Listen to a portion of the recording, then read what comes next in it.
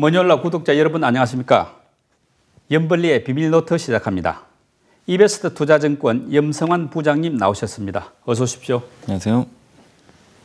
시간 정말 빨리 흐르지 않습니까? 벌써 반년이 흘렀습니다. 네, 그러게 상반기가 이렇게 빨리 갈 줄은 몰랐고 저도 나름대로 이제 바쁘게 살다 보니까 이게 벌써 저도 7월 된지도 잘 몰랐어요. 예. 근데 어쨌든 머니올라랑 이렇게 또 한 몇 달 된 것 같은데 네. 저도 이제 개인적으로 요 방송하면서 또 주간 정리도 하고 네. 또 다음 주 전망도 할 수 있어서 되게 좋았고 또 많은 이제 구독자분들이 또 이거 보시고 좋은 댓글 달아주셔서 예. 항상 감사히 생각하고 있습니다. 맞습니다. 네.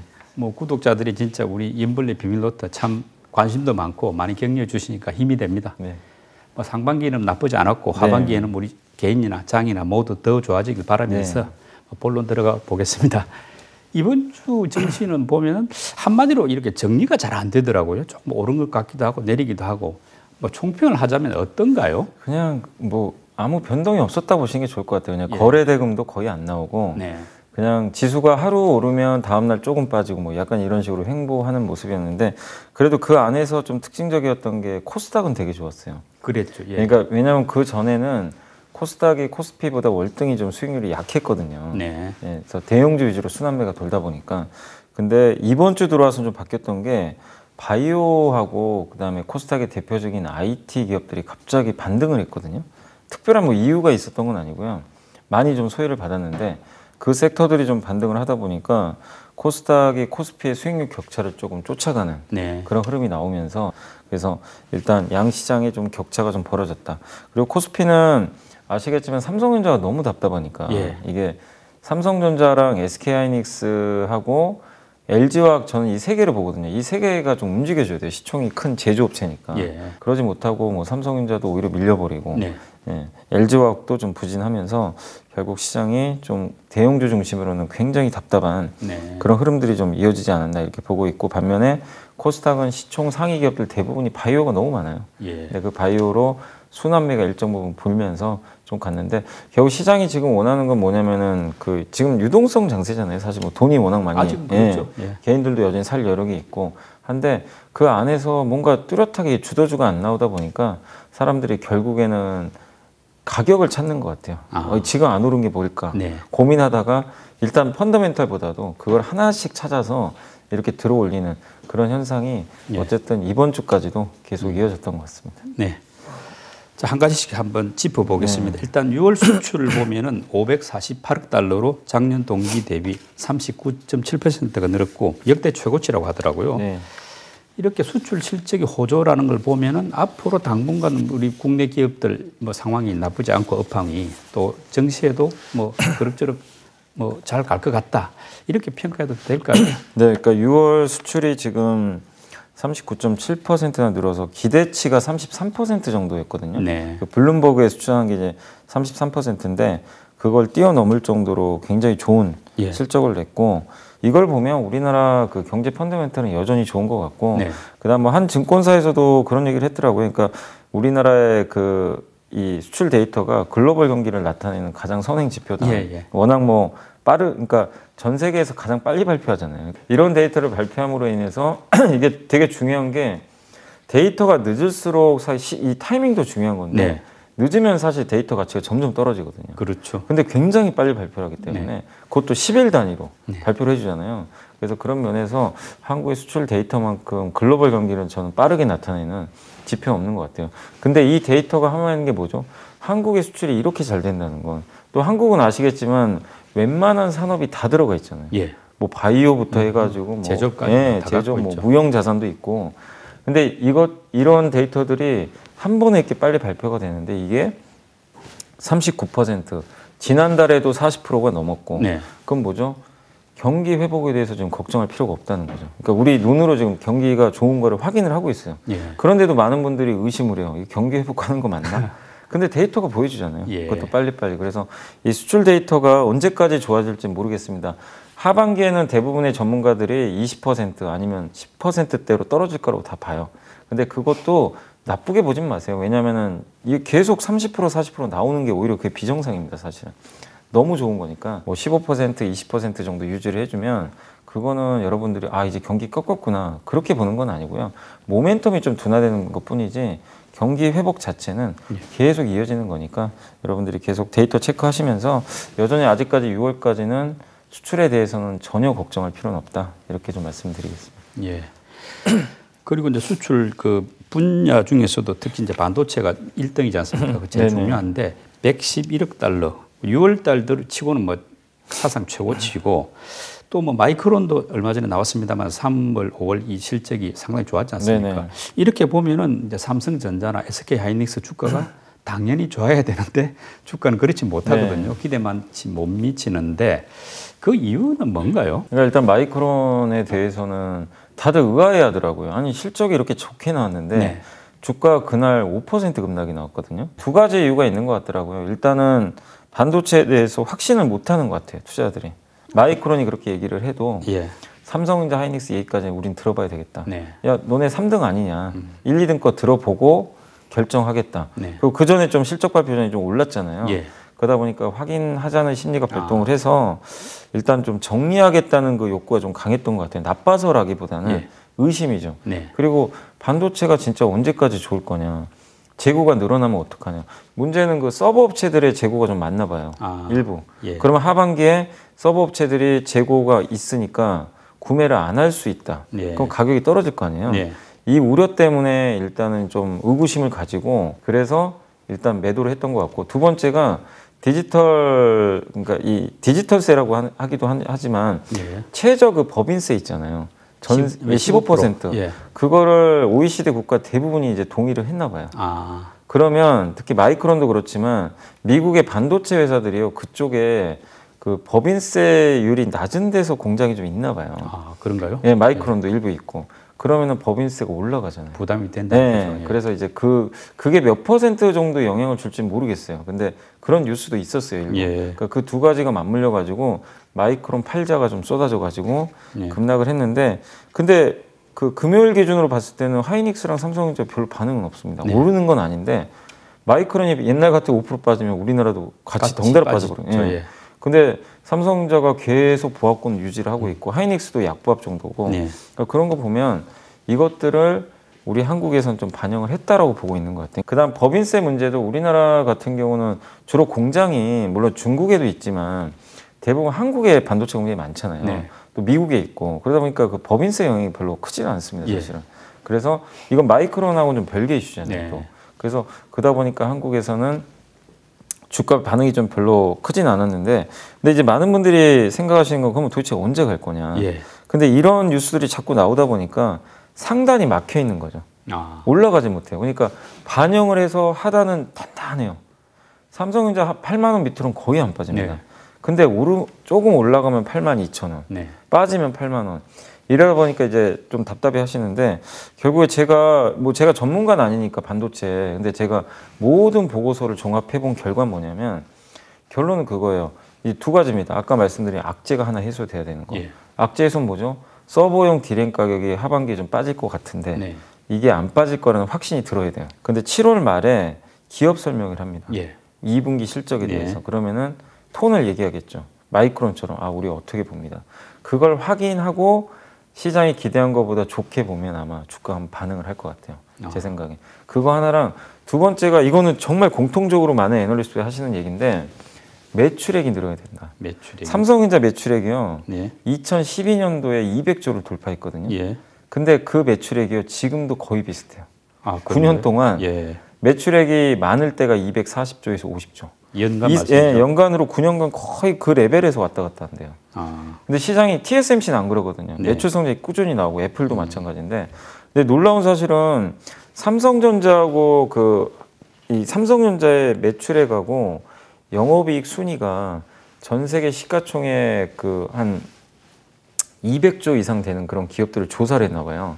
했는데 10위 안에 다 들어가요. 그러니까 매출도 10위 안에 들어가고 영업이익도 10위 안에 들어가요. 그 기업이 전 세계에서 4개밖에 없대요.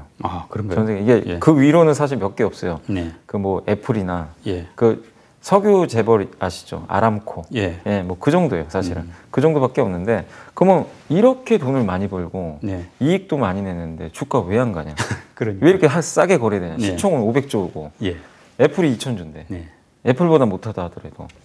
그러니까 이제 결론을 그렇게 내리는 것 같더라. 매출이 안 나온다. 매출 성장 예. 유지는 하는데 네. 시장이 우리 그 가치주 평가할 때 그러잖아요. 아무리 돈을 많이 벌어도 매년 비슷하게 매출 나오면 잘 PER 안 높여주잖아요. 네. 그러니까 약간 그런 것 같아요. 그래서 그거를 높이는 방법이 2개가 있대요. 파운드리. 예. 파운드리에서 고객사를 많이 확보하는 거. 그렇게. 근데 이거는 예전에 그 노문창 센터장님이 그 현대차증권에서 이제 그께서 방송 나온 걸 제가 몇 번 봤거든요. 네. 근데 게이트 웨이 올 어라운드인가요? 제가 용어는 정확히 기억 안 나요. GAA 방식이라고 하는데 네. 이거를 삼성전자가 이제 개발을 했나 봐요. 해서 이게 이제 파운드리에 적용이 본격적으로 되면은 경쟁사보다 이게 되게 좋을 수가 있대요. 예. 원가도 절감이 되고 수율도 잡히면 이걸로 삼성전자 승부를 볼 텐데 이게 성공을 하면 고객사를 많이 확보할 수가 있대요. 그게 하나가 있고 두 번째 제일 손쉬운 방법은 이거 M&A. M&A. 인수하면 돼요. 예. 그래서 페이스북이 성공한 이유 중에 하나가 M&A를 통해서 다 성공했잖아요. 네. 아시겠지만 오큘러스 아시죠? 예. 이게 이 VR 기기. 그것도 2014년도에 2조 원 주고 인수했죠. 예. 2012년도에는 그 남들이 비싸다고 했던 인스타그램 인수해가지고 네. 대박 났죠 지금. 인스타그램이 오히려 페이스북보다 더 잘 나가잖아요. 예. 미국은 성공 스토리가 M&A예요. 네. 근데 우리나라는 그런 게 없어요 별로. 예. 그래서 110조 원에 달하는 현금 그냥 가만히 있지 말고 네덜란드 반도체에서 NXP가 됐건 네. 뭐라도 인수하라는 거죠. 예. 근데 그걸 인수하면 이익을 떠나서 매출액이 매출이 점프를, 늘겠죠. 점프를 예. 해요 바로. 그러면 주가 레벨업 할 수 있다는 거예요. 아. PER이 올라가서. 그러니까 이 조건들은 있어요. 예. 있는데 저는 충분히 어느 시점에서는 다 가능하다고 봐요. 다만 이 시나리오를 여러분들도 어느 시점에서 발현된다고 생각하신 분들은 너무 스트레스 받지 마시고 네. 못 가는 이유 이제 다 알려드렸잖아요. 예. 그럼 기다리면 돼요. 낚시하는 마음으로 좀 네. 기다리시면 어느 시점에서 저는 반드시 보상을 받는다고 생각하니까 개인주주분들 너무 삼성전자에 화내지 마시고 예. 한번 좀 차근히 아. 기다려 보시면 좀 좋을 것 같습니다. 예. 그리고 뭐 또 하나 SK 이노베이션 분할 이슈 이야기 안 할 수가 없는데 뭐 정유하고 이제 배틀이 네, 있으니까 맞습니다. 뭐 분할 자체는 이해가 되는데 문제는 이게 이제 어떻게 분할하느냐. LG 화학대도 그랬습니다만 물적 분할이냐 인적 분할이냐 따라서 향후 주가 이게 흐름이 많이 안 바뀌겠습니까? 네. 그러니까 시장에 주주들이 원하는 건 당연히 인적 분할이죠. 그렇죠. 자기가 가져갈 수 있으니까. 예. 근데 물적 분할은 대주주한테 유리한 구조다 보니까 그래서 LG화학도 그래서 그때 당시에 정말 난리가 한번 났었잖아요. 예. 예. 개인 투자분들도 주식 막 다 던져버리고 그랬는데 결론은 결국 이제 LG 에너지 솔루션도 올해 연말에 상장을 할 거는 같아요. 네. 근데 그 작년에 LG화학이 물적 분할하고 나서 70만 원에 있던 주가가 제 기억으로는 59만 원까지 빠졌었어요. 네. 한 1, 2주 정도. 그랬다가 2달 횡보하다가 다시 어떻게 됐냐면 100만 원 갔잖아요. 예. 결국엔 왜냐하면 배터리 가치가 없어진 건 아니니까. 아. 물적 분할을 하게 됨으로써 예. 배터리를 자체적으로 평가를 할 수가 있잖아요. 그러니까 오히려 배터리 사업부의 가치는 급증을 했어요. 그래서 결국에 LG화학 사례처럼 저는 SK 이노베이션도 그렇게 가리라고 좀 보는데 다만 저도 좀 안타까운 거는 좀 대주주가 뭐 SK그룹이 어떻게 생각할지 모르겠지만 주주 가치를 훼손해서는 저는 안 된다고 생각을 하거든요. 네. 그러니까 의사결정을 할 때 아니면 뭐 뭔가 보상책이라도 예. 줘야 되는데 사실 그런 것들이 별로 없어요. 근데 SK그룹 입장에서도 이노베이션 배터리 사업 키우려면 투자를 해야 되거든요. 네. 매년 조 단위 돈이 들어가니까 그거에 대해서는 이해를 하지만 그래도 기존에 오랫동안 투자했던 주주분들은 배신처럼 느껴질 수밖에 없는 거거든요. 네. 그러니까 그런 거에 대한 뭔가 좀 어떤 보상책 같은 거는 분명히 저는 좀 나와야 된다고 생각합니다. 그리고 저는 이제 주가 측면으로만 말씀드리면 주주분들께서 뭐 기분은 나쁘시겠지만 너무 그냥 주가에 대해서는 걱정하실 필요는 없다고 보는 게 SK 이노베이션이 지금 시가총액이 25조 돼요. 네. 25조인데 거기서 정유회사 가치가요 15조에서 20조 정도 돼요. 네. 정유 그다음에 SK IT라고 예, 테크는 자회사. 자회사 그게 시총이 15조 정도 되거든요. 네. 15조인데 60% 갖고 있어요. 그러면 한 9조 정도 되겠죠. 네. 그럼 보통 절반 정도 할인은 해줘요. 네. 그 지분 가치를. 지주사 그러면 4조 정도라고 그냥 보수적으로 잡을게요. 네, 네. 그러면 지금 나머지가 6조 원 정도밖에 가치가 안 돼요. 그 나머지라는 게 SK 이노베이션의 배터리 가치. 배터리 가치인데 그러면 그냥 제가 6조라고 쳐볼게요. 예. 6조인데 LG 에너지 솔루션이 상장할 때 80조 얘기가 나와요 지금. 네. 그리고 CATL은 지금 200조 에서 200조 달려가고 있습니다. 예. 그러면은 이게 말이 안 되잖아요. 너무 싸죠. 그러니까 그것만 생각하면 그러니까 분할을 한다고 해서 배터리 가치가 떨어지는 건 아니에요. 예. 오히려 가치는 더 올라가요. 배터리 그 사업 가치는 네. 주주 가치가 떨어져서 그런 건데 결국엔 그걸 감안해도 너무나 저렴하다는 거죠. 네. 그러니까 이노베이션이 다른 사업을 안 하는 건 아니니까 그래서 결국에 그걸 봤을 때 지금 주가에 대해서는 너무 걱정하지 마시되 네. 당분간 좀 소강 상태 보이겠지만 결국 나중에 LG화학 스토리처럼 좀 회복되는 그림이 나오지 않을까라고 생각은 하고 있습니다. 예. 그리고 최근 이제 환율 흐름을 보면은 뭐 달러 강세로 가더라고요, 확실하게. 네. 네. 그런데 그 외국인의 그 매매 성향을 보면은 약간 매도 세긴 하지만은 그 매수도 좀 하고 해가지고 약간 중립에 가까운 정도로 가고 네. 있거든요. 또 달러가 강세면 보통 매도가 많았는데 그래도 좀 외국인이 그럭저럭 우리 시장을 들어오는 셈인데 네. 이런 배경은 뭐가 있겠습니까? 이게 옛날보다 상관관계가 많이 줄어든 것 같아요. 아, 환율하고? 네, 환율하고. 그러니까 환율에 대해서 외국인들이 제 생각엔 그런 것 같아요. 이 레벨에서 달러가 크게 강하지도 않을 것 같고 급격하게 약하지도 않을 거예요. 그러니까 잠깐 지금 그러니까 사이클은 뭐냐면 달러가 약했다가요. 지금 강세잖아요. 네. 이 자체를 구조적으로 보는 것 같지가 않아요. 아, 일시적이다. 그냥 옆으로 횡보한다고 생각하는 것 네네. 같아요. 그러다 보니까 외국인들이 굳이 이 상황에서 뭐 달러 약세에 베팅을 하고 달러 강세에 베팅하고 이런 포지션을 안 갖고 있는 것 같아요. 네. 그래서 달러를 그냥 횡보 쪽으로 포지션을 잡아놓다 보니까 우리나라 원화에 대해서도 약간 비슷하게 보는 것 같아요. 그럼 결국 그렇다는 거는 나머지는 우리나라 펀더멘탈을 본다는 얘기죠. 그 펀더멘탈을 보면서 좀 좋아질 섹터 위주로 매수를 하는 것 같더라고요. 그럼 말씀 하신 김에 예. 외국인 많이 산 맞습니다. 종목들 한번 짚어보시죠. 그래서 이번 주에 외국인들이 좀 많이 샀던 이제 종목들 그냥 한번 더 설명을 해드리면 첫 번째가 하이브를 좀 많이 샀더라고요. 2,500 엔터주. 엔터주 2,591억을 샀고 예. LG화학이 1,771억 정도. 네. LG화학을 정말 좋아합니다. 외국인들이 작년 물적 분할하고 나서 엄청나게 샀어요. 예. 그리고 삼성 SDI를 1,477억. 역시 2차 전지 그쪽이죠. 예. 그 다음에 SK 하이닉스도 샀습니다. 550억. 그 다음 화장품 회사인 LG생활건강을 507억 정도 매수를 해줬고, 그 다음에 SKI 테크놀로지를 505억 정도 순매수를 해줬고요. 그 다음에 두산중공업을 491억, 그 다음에 네이버를 359억 정도 샀고, 그 다음에 SK 바이오사이언스를 300억, 녹십자를 299억 정도 샀는데 여기서 이제 느껴지는 게 되게 골고루 샀어요. 백신도 좀 사고 인터넷 플랫폼도 사고 여기 반도체 IT도 들어가 2차 전지 들어가 있죠. 소비재 화장품 샀죠. 그 다음에 엔터사도 사고 두산중공 원자력 발전회 사고 그러니까 되게 이게 성장주부터 해가지고 가치주까지 아니면 또 헬스케어까지 골고루 이렇게 담아가면서 앞으로 좀 좋아질 섹터에 대해서 비중을 좀 늘린 것 같아요. 그리고 근데 기관들은 뭐 이번 주에 좀 많이 판 셈인데 그 와중에 그래도 담았던 종목들은 어떤 게 있습니까? 일단 기관 투자들은 삼성 SDI 역시 공통됩니다. 외국인하고 1,172억을 샀고 이것도 공통돼요. SKI 테크놀로지도 466억을 샀습니다. 2차 전지를 굉장히 선호하고 그 다음에 역시 백신주예요. 한미약품 245억을 들어갔고 효성 첨단 소재가 이제 탄소섬유 만드는 회사인데 특수화학 234억을 샀고요. 레고캠 바이오는 바이오죠. 바이오 회사인데 206억을 샀고 반도체에서는 의외로 좀 DB하이텍을 샀습니다. 200이요. 이게 이제 8인치 팹을 갖고 있는 비메모리 반도체 회사죠. 그 다음에 역시 반도체 소부장 SK 머티리얼즈를 176억, 넷마블 게임 회사 175억 샀고요. 그 다음 반도체 후공정 소부장 기업입니다. 네페스를 173억. 그 다음에 녹십자 랩셀을 161억. 기관들도 역시나 외국인과 거의 비슷합니다. 성장주 위주로 좀 담아갔다. 이렇게 보시면 되겠습니다.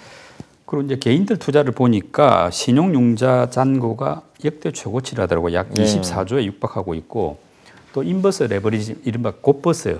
그걸 지금 6월 같은 경우는 한 3천억 정도 순매수했다고 하는데 이거 약간 위험하지 않은지 걱정이 됩니다. 근데 곧버스가 좀 걱정되는 게 작년에 2,600일 때도 그 뉴스가 계속 나왔어요. 작년 2,600일 때가 사상 최고치일 때인데 11월에 그때도 뉴스에 뭐라고 나오면 곧버스 개인 투자자 사상 최대 매수 이렇게 나왔는데 지금 3,300이거든요.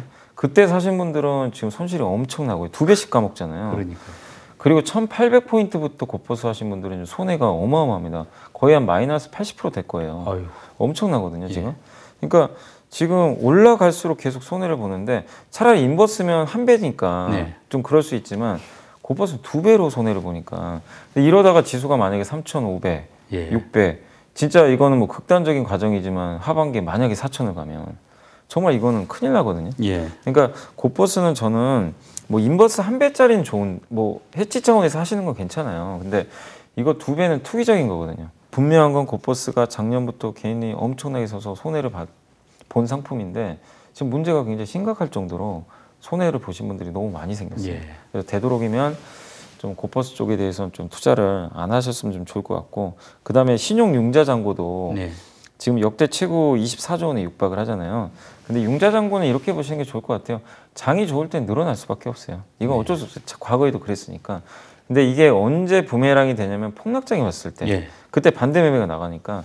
그래서 이게 만약에 증시가 한번 흔들릴 땐 좀 내관이 될 수도 있지만, 너무 뭐 이 역대 최고인 신용잔고에 대해서는 좀 걱정하실 필요는 아직은 저는 없다, 이렇게 말씀드리고 싶고. 근데 여기서 이제 우려되는 건 뭐냐면 예탁금이 늘어줘야 돼요. 네. 예탁금 대비해서 신용융자 잔고가 적으면 어쨌든 그거는 증시에 큰 영향 안 주거든요. 근데 신용융자 잔고가 24조고 지금 예탁금이 66조거든요. 예. 그럼 비중이 예탁금 대비해서 35% 정도 돼요. 예. 3분의 1 정도 예, 되네요. 이거 예. 과거랑 비교해 보면 작년이 26% 정도였어요. 네. 그러니까 작년 신용융자 잔고가 얼마 안 됐죠. 예. 근데 2019년도는요 평균 38%였어요. 아. 그러니까 19년보다는 좀 적어요. 예. 근데 20년보다는 좀 높죠. 높네요. 그러니까 예. 적은 건 아니에요. 예. 그래서 융자 잔고가 지금 상황에서 예탁금이 늘지 않는 가운데 만약에 융자 잔고만 계속 늘어나면 이건 나중에 독이 될 수도 있는 거니까 융자 잔고는 좀 계속해서 좀 면밀히 우리가 체크는 해봐야 될 것 같습니다. 네. 그리고 개인들 이번 주에 주로 어떤 종목들을 매수했습니까? 개인 투자분들은 역시 그 뭐 다들 이제 예상하시겠지만 삼성전자입니다. 네. 삼성전자 이번 주에도요 무려 5,694억을 어. 그냥 담았고요. 예. 두 번째가 아마 SK 이노베이션이 물적 분할 때문에 사신 것 같아요. 아. 주가가 폭락했잖아요, 한번. 예. 그래서 SK 이노베이션을 4,614억 샀고, 하이브는 이제 외국인하고 똑같이 많이 샀습니다. 네. 4,117억 정도 담았고, 그 다음에 카카오를 2,951억. 예. 개인 투자분들이 이번에 외국인 기관을 누른 종목 중에 하나가 카카오입니다. 예. 개인이 다 사서 올려고 네. 그랬어요. 그래서 카카오를 이번 주도 많이 샀고, 그 다음 삼성전자 사랑은 여전합니다. 우선주도 많이 샀어요. 예. 삼성전자 우선주를 1,554억. 네. 그 다음 의외로 은행주를 사셨어요. 예. KB금융을 992억 정도 네. 들어가셨고, 자동차가 기아를 985억. 네. 그 다음에 제일 지금 못 오른 바이오주가 중에 하나가 셀트리온인데 네. 셀트리온을 832억 정도 아. 순매수를 하셨고요. 그 다음 자동차 부품 회사죠. 현대모비스를 832억 정도. 그 다음에 이번에 그 실적 추정치가 하향돼가지고 주가 급락한 기업이 아모레퍼시픽입니다. 네. 그 기업을 687억 정도. 그래서 개인 투자분들은 대부분 주가가 좀 부진한 기업들이 있잖아요. 예. 그러니까 카카오나 하이브를 좀 제외하고는 대부분 좀 부진한 기업들에 대해서 오히려 저가 매수로 깔아놓고 네. 좀 매수를 한 게 특징적인 것 같습니다. 예. 그리고 이번 주에 많이 오른 업종은 주로 어떤 게 있습니까? 이번 주에 가장 많이 오른 거는 백신 관련주가 백신. 그 mRNA 그 백신이라 그러죠. 그래서 이쪽 아. 관련해 가지고 이제 모더나가 이걸 좀 만들고 있잖아요. 예. 그래서 mRNA 백신 해서 10% 정도 이번 주에 어. 주가가 굉장히 좀 많이 올랐고요. 네. 그 다음에 아무래도 그 델타 변이 바이러스 때문인 것 같아요. 그렇겠네요. 두 번째는 역시 바이오입니다. 바이오. 바이오인데 신약 개발하는 회사, 유전자 치료제 예. 기업들이 6% 주가 급등했고, 세 번째가 게임 회사가 이번 주에 5.3% 올랐는데 왜냐하면 이제 펄어비스. 이번에 펄어비스가 예, 예. 판호를 발급받아가지고 근데 역시 게임주도요 그것도 있지만 주가가 너무 못 올랐어요. 아, 그동안 안 예, 좋았죠. NC소프트 같은 기업도 계속 흘러내려가지고 그래서 가격 매력이 생겨서 이번 주에 올랐고, 그 다음에 건설 중소형주들이 예. 4.3%. 지금 이제 그 대선 후보들도 속속 정책들을 발표하는데 예. 그거 관련해서 거기에 부동산 대책들이 다 들어가 있는 것 같더라고요. 근데 대부분이 어떻게 보면 이제 건설과 관련된 공급 쪽이다 보니까 결국 그래서 건설 중소형주들이 한 4.3% 올랐고, 그 다음에 보톡스 관련주들이 예. 이번 주에 한 4% 정도 올랐습니다. 이게 메디톡스랑 대웅제약이 막 소송을 했는데 예. 그게 이제 거의 끝난 것 같더라고요. 그 어떻게 휴젤도 뭐 인수합병. 아, 맞아요. 인수 GS 쪽에서 뭐 인수 뭐 예, 예. 얘기가 한번 나왔던 것 같고, 저번에 신세계가 인수한다고도 예, 얘기했는데 아직 결론 난 건 아닌데 그 기대감이 좀 네. 생기면서 4% 정도 올랐습니다. 그 영상 콘텐츠 쪽이 한 3.7% 정도 반등을 해줬고, 요새 또 환경 문제가 좀 화두가 되다 보니까 폐기물 처리 예. 이쪽 관련주가 3.3% 올랐고, 그 다음에 진단키트주는 아시겠지만 변이 바이러스 때문에 네. 이번 주에 3.2% 올랐고 타이어주 중에서 타이어가 이번 주에 3.1% 올랐는데 넥센 타이어 주가가 굉장히 많이 올랐어요. 타이어 회사들의 마진은 대부분 교체형에서 나와요. 신차 타이어 마진이 약하대요. 예. 그리고 대부분의 매출 비중이 교체형에서 나옵니다. 네. 그래서 중고차가 많이 팔리면요 타이어가 좋아요. 그래서 이번 주에 3.1% 올랐고 광고 기획사들도 이번 주에 한 2.7% 예. 정도 경기 회복 기대감이 좀 붙으면서 광고가 늘어났는데 그 기대감으로 이번 주에 2.7% 상승을 했습니다. 네. 그리고 이제 염승환 부장님이 엄선한 이번 주에 보고서 기대들이 큰데요. 네. 어떤 내용입니까 이번에는? 이건 KB 월간 전략인데 저는 한번 읽어봤는데 네. 이게 좀 의미하는 바가 되게 커서 7월 전략이 뭐냐면 제목이 되게 좀 재밌더라고요. 낙엽만 굴러가도 웃을 준비가 된 주식이 있다. 그러니까 낙엽만 굴러가 그러니까 바람이 되면? 살짝만 불어도 예. 올라갈 수 있는 기업 그 주식들이 있대요. 예. 그런 내용인데 그러니까 간단히 설명드리면 7월 주식 시장 비중은 중립으로 제시를 했습니다. 그러니까 7월은 좀 쉬어간다고는 보고 있어요. 근데 하반기를 되게 좋게 봐요. 그래서 하반기 강세장으로 생각을 하는데 한 차례 조정을 예상을 했고요. 그 과정에서 7월에 봐야 될 업종을 뭘로 적었냐면 극도로 소외된 업종을 보자. 예. 그 대표적인 게 첫 번째가 게임 바이오래요. 게임 바이오가 이번 주에 좀 움직이긴 했지만 7월도 되게 좋을 거라고 봤어요. 여전히 굉장히 눌려 있었기 때문에. 그리고 코스닥이 코스피보다 좋을 것 같다. 네. 그리고 성장주가 더 낫다. 예. 이런 이제 시각인데 일단 코스닥 같은 경우 뭐 게임 바이오도 마찬가지지만 강세장으로 전환하기 위해서는 아직은 조금 숙제가 남아 있대요. 그 숙제가 긴축으로. 네. 그러니까 테이퍼링이라는 게 이게 물론 예. 반영은 됐지만 조금 이 이슈를 해결할 때까지는 예. 시장이 좀 답답할 것 같아요. 네. 그럼 그 답답한 과정에서 대용주가 움직이기보다는 가격이 싸진 성장주가 한 번씩 갈 것 같아요. 네. 그러니까 그 대표적인 걸로 일단은 아까 말씀드린 대로 게임 바이오가 일단은 좀 거기에 해당을 하고 코스닥에서도 역시 그 성장주들 대표적인 게 IT, 네. 뭐 2차 전지 소재라든가 이런 쪽이 좀 좋을 것 같고 그 다음에 코스닥에 대해서 관심을 확대해야 하는 이유 중에 하나가 이 이유가 세 가지가 있대요. 일단 코스닥이 코스피에 비해서 소외 현상이 극에 달했대요. 예. 너무나 그동안 코스피 갈 때 못 가가지고 네. 소외 현상이 심했고 그래서 실제로 이번 주에 코스닥이 좀 좋았잖아요. 그렇죠. 그 이유 중에 하나고 두 번째가 미국이 설비 투자를 많이 하면 예. 코스닥의 IT 반도체 회사들이 실제 그 매출이 늘어났대요. 네. 근데 지금 그 시기가 오고 있다고 합니다. 예, 설비 투자 늘어나면서 그리고 하반기에 제가 아까 그 수출 데이터 이제 말씀드리면서 네. 증가율이 둔화될 가능성이 높다고 네, 했잖아요. 기저효과가 빠지면서. 기저효과 빠지면서 그러면은 대형주보다는 코스닥이 원래 좋았대요. 네. 이게 수출 증가율이 둔화될 때 과거에도 그게 하나가 있었고 그 다음에 수급관적인 관점에서 하나가 있는 게 연기금이 네. 그동안 매도를 많이 했었잖아요. 네. 근데 코스닥은 올해 비중을 올린다고 했거든요. 그래서 실제로 코스닥에 대해서는 조금씩 사고는 있어요. 예. 근데 거기서 아직까지 그 매수를 안 한 업종 중에 하나가 코스닥의 반도체라고 합니다. 그럼 코스닥은 두 개예요. 축이 바이오하고 반도체입니다. 네. 반도체를 비롯한 IT 예. 소부장인데 그 축 중에 하나가 반도체인데 말씀드린 대로 미국이 투자 확대하고 연기금이 만약에 채워놓는다면 네. 수급적으로 올라갈 수 있다는 거죠. 예. 그러니까 그런 면에서 좀 긍정적이고 마지막으로 바이오가 6개월 넘는 시간 동안 마이너스 30% 이상 시장이 지고 있대요. 예. 수익률 격차가 많이 벌어졌대요. 그래서 이런 상황에서는 항상 과거에도 이런 적이 몇 번 있었는데 그때마다 갭을 다 메꿨대요. 그래서 7월 달에는 아까 말씀드린 IT, 예. 그 다음에 게임도 괜찮고 바이오 중심으로 한번 대응을 해보자. 예. 이렇게 말씀드리고 싶고 7월 코스피 예상 밴드로는 3,170에서 3,410포인트로 네. 예상을 해줬습니다. 제가 왜 이제 시황 보고서를 좀 가져왔냐면 지금은 어차피 종목들이 다 순환을 해요. 주도주는 솔직히 없어요. 이 상황에서는 여러분들이 또 한번 시장을 좀 점검할 필요가 있을 것 같아서 시황을 보고 여러분들이 이걸 무조건 뭐 이 사람들이 이런 얘기했으니까 이게 맞겠다라기보다도 이 아이디어가 저는 괜찮은 것 같더라고요. 예. 그래서 이 아이디어에 동의하시면 한번 7월에는 코스닥 쪽으로 한번 생각을 해보시는 것도 좋을 것 같습니다. 알겠습니다. 예, 지금부터는 그 이번 주 증시 주요 일정들부터 한번 정리해 보시죠. 네, 그러니까 이번 주는 월요일